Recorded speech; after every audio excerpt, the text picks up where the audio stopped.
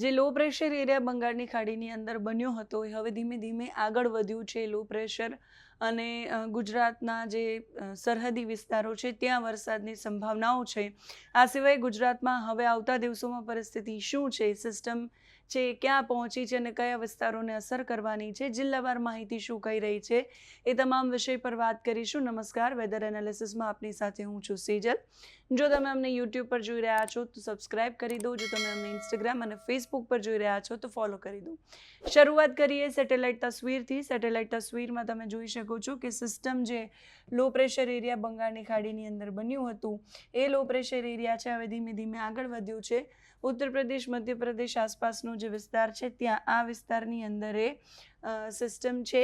એક western disturbance આ બાજુ છે અને અહીંયાથી આ જે તમે જોઈ રહ્યા છો આ આખી ટ્રફ રેખા છે. અહીંયા જે છે એ ઓફશોર ટ્રફ છે. ધીમે ધીમે હવે ટ્રફ પણ નબળું પડી રહ્યું છે.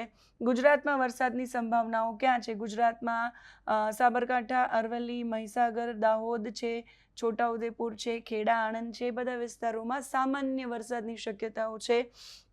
અહીંયા વરસાદ પડી રહ્યો છે. આ જે તમે વાદળો જોઈ રહ્યા છો ત્યાં વરસાદી શક્યતાઓ છે. અહીંયા હલચલ છે એ દેખાઈ રહી છે અને હવે નવી કોઈ સિસ્ટમ બને અને પછી એ વરસાદ લઈને આવે એવી અપેક્ષાઓ સાથે અત્યારે સેટેલાઇટ તસવીરે કહી રહી છે કે લો પ્રેશર એરિયા જે અહીંયા બન્યું હતું એ ધીમે ધીમે આગળ વધ્યો છે અને આગળ વધવાની સાથે જે ઉત્તર પ્રદેશના ભાગમાં અને મધ્યપ્રદેશના ભાગમાં એ અત્યારે છે. એટલે આ બધા રાજસ્થાન સહિતના જે બધા વિસ્તારો તમે જોઈ રહ્યા છો ત્યાં અતિશય પુષ્કળ વરસાદ લઈને એ આવે છે. ધીમે ધીમે નબળું પડી જશે અને પછી કઈ બાજુ જશે એના વિશે વાત કરી લઈએ. આ 27 તારીખ આજની તારીખનું આ મોડેલ હવામાન વિભાગનું લો પ્રેશર એરિયા આ તમામ વિસ્તારને કવર કરી રહ્યો છે. આપણે ત્યાં સરહદી વિસ્તારોની અંદર વરસાદ, બાકી ગુજરાતમાં મોટા ભાગે કોઈ વરસાદની શક્યતા નથી. સૌરાષ્ટ્રની અંદર છૂટો છવાયો વરસાદ, કચ્છની અંદર છૂટો છવાયો વરસાદ, રાજસ્થાનનો જે પશ્ચિમ ભાગ છે એ આખો તમને કોરો દેખાઈ રહ્યો છે અને અહીંયા બંગાળની ખાડીમાં હલચલ છે એ દેખાઈ રહી છે. આ જે થયું છે શેના કારણે થયું છે આપણને ખબર છે. અલ્નીનોનું વર્ષ અને સુપર અલ્નીનો અને પ્રશાંત મહાસાગરમાં એક સાથે 5 વાવાઝોડા છે એ બન્યા છે. એનું તાપમાન એકદમ ગરમ છે. એના કારણે આખા વિશ્વ પર એની અસર પડતી હોય જેની અસર આપણા ભારતના ચોમાસા પર પડી છે અને એના કારણે બીજું કે આ તરફનો જે વિસ્તાર છે અરબી સમુદ્રનો એ વિસ્તારની અંદર બહુ જ બધી સિસ્ટમો છે એ નથી બની. મોટાભાગે ઓગસ્ટમાં વરસાદ જ પડતો હોય છે, સિસ્ટમ ઓછી બનતી હોય છે. ઇન્ડિયન ઓશન ડાયપોલ છે એ પણ હવે પોઝિટિવમાંથી ન્યુટ્રલ ફેઝમાં ધીમે ધીમે જઈ રહ્યો છે. સતત બીજા સપ્તાહે આપણે ગઈકાલે વાત કરી એમ 0.17 ડિગ્રી સેલ્સિયસ સુધી એનું તાપમાન નીચું ગયું છે. એટલે ન્યુટ્રલ ફેઝ બાજુ જઈ રહ્યો છે પોઝિટિવ ફેઝમાંથી. એટલે હવે એ પણ ચિંતાનો વિષય છે. જે અહીંયા સિસ્ટમો બનવી જોઈએ એના લીધે એ સિસ્ટમો નથી બની રહી અને એના લીધે વરસાદ છે નથી પડી રહ્યો. આ તમે જોઈ રહ્યા છો જે લો પ્રેશર એરિયા અહીંયા છે ધીમે ધીમે નબળું પડશે અને પછી ધીમે ધીમે ફરી પાછું આ તરફ આવે એવી શક્યતાઓ છે. જો એટલામાં ને એટલામાં એ સિસ્ટમ છે એ રહેશે લો પ્રેશર એરિયા. એટલે આ તરફના જે વિસ્તારો છે આ જે ભાગ છે ત્યાં વરસાદ પડશે, આ ભાગ ધીમે ધીમે કોરું. ગુજરાતની અંદર પણ બહુ જ વરસાદ છે. સૌરાષ્ટ્ર કચ્છની અંદર પડે એવી કોઈ ખાસ શક્યતાઓ નથી.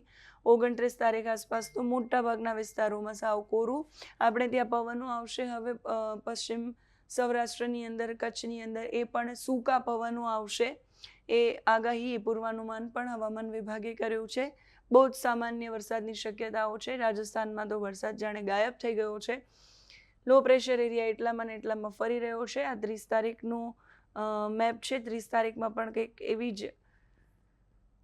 એવી જ આગાહી છે અને આ પછીનો જે છે મેપ એમાં પણ એ જ પ્રકારનું ચિત્ર છે. આ 1લી તારીખ આસપાસ વધારે થોડું સ્ટ્રોંગ બનશે અને આ તરફના જે વિસ્તારો છે ત્યાં વરસાદ, આ ચોમાસું ધરી છે, મોન્સૂન ટ્રફ છે, આપણે ત્યાં બહુ જ સામાન્ય વરસાદની શક્યતા છે.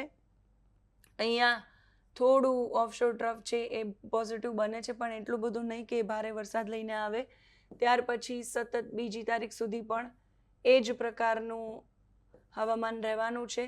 3જી તારીખ આસપાસ ધીમે ધીમે આ જે લો પ્રેશર એરિયા છે તમે જોઈ રહ્યા છો, કલર એનો પહેલાંના કરતાં થોડો ડાર્ક થયો છે, બ્લુ અને ગ્રીન થયો છે. થોડું એમાં વધારે મજબૂતી આવશે એવું લાગે છે અને પછી આગળ કઈ દિશા તરફ વધે છે જોવાનું રહેશે. 4થી તારીખ આસપાસ એ થોડું આગળ વધ્યું છે મધ્યપ્રદેશ આસપાસ નજીક આવતું દેખાઈ રહ્યું છે ને ગુજરાતમાં સામાન્ય વરસાદની શક્યતા છે.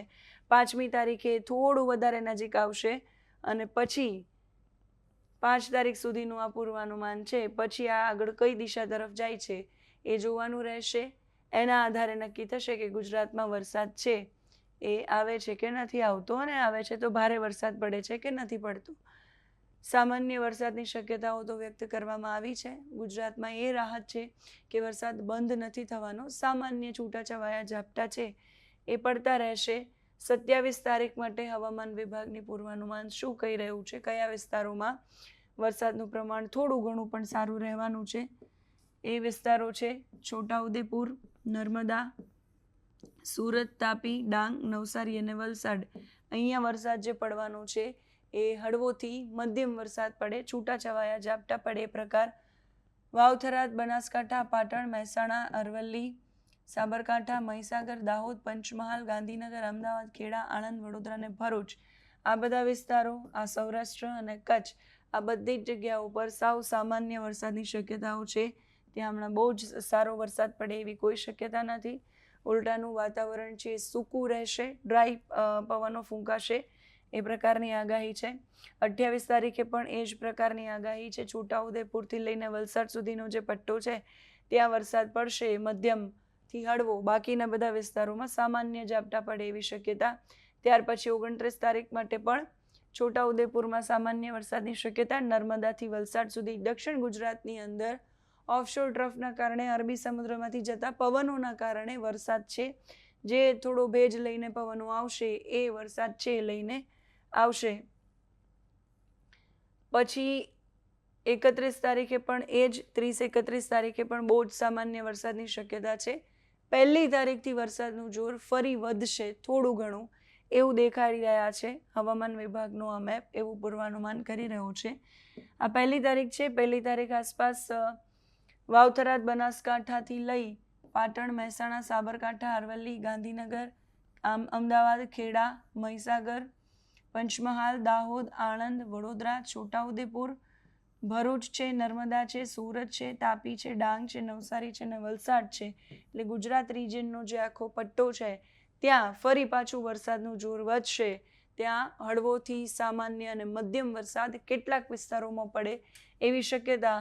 સૌરાષ્ટ્ર અને કચ્છમાં ફરી એકવાર મધ્યમ વરસાદની સામાન્ય ઝાપટાની આગાહી. 1લી તારીખ સુધીનું 7 દિવસનું આ પૂર્વાનુમાન છે. પછી વેધર વોર્નિંગ આપવામાં નથી આવી કે ભારે કે અતિ ભારે વરસાદ પડશે કે નહીં. 1લી તારીખથી એક વરસાદનું જોર ફરી વધી રહ્યું છે.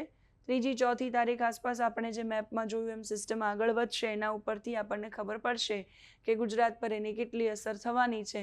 એને અસર કરતા તમામ પરિબળોના આધારે એની દિશા, એની મજબૂતી એ બધું જ નક્કી થતું હોય છે અને હજી બહુ જ લાંબા ગાળાનું પૂર્વાનુમાન છે. અંતિમ સપ્તાહમાં ઓગસ્ટના આપણે છીએ અને આ સપ્તાહમાં વરસાદની બહુ જ સારા વરસાદની શક્યતાઓ નથી. સપ્ટેમ્બરની શરૂઆતમાં 3-4 દિવસ પછી ગુજરાતમાં બહુ જ સારો વરસાદ પડે એવું એક પૂર્વાનુમાન હવામાન વિભાગ અને નિષ્ણાંતો કરી રહ્યા છે. જોવાનું રહેશે કે પ્રમાણે વરસાદ ગુજરાતમાં આવે છે કે નહીં. અતિશય ખરાબ હાલતમાં માત્ર 6% વરસાદની અંદર પશ્ચિમ સૌરાષ્ટ્ર અને કચ્છના વિસ્તારો છે એમાં બહુ જ ઓછો વરસાદ પડ્યો છે અને વરસાદની અતિશય રાહ જોવાઈ રહી છે. અપેક્ષા રાખીએ કે સિસ્ટમ બને અને વરસાદ છે લઈને આવે, કેમ કે હજુ ચોમાસાની વિદાયના કોઈ સંકેત નથી. 17 સપ્ટેમ્બર આસપાસ ચોમાસાની વિદાય થતી હોય છે. રાજસ્થાન આખું છે એમાં હવે કોઈ વરસાદની બહુ ઝાઝી સંભાવનાઓ નથી. મોટે ભાગે મોન્સૂન વિડ્રોલની શરૂઆત ત્યાંથી થતી હોય છે. આપણે ત્યાં જોવાનું રહેશે કે 15 સપ્ટેમ્બર 17 સપ્ટેમ્બર સુધી વરસાદનું પ્રમાણ કેવું રહે છે. તમારા ગામ, જિલ્લા વિસ્તારમાં કેવો માહોલ છે કમેન્ટ કરીને અમારા સુધી પહોંચાડી શકો છો. અત્યારે આ વિડીયોમાં બસ આટલું જ. નમસ્કાર.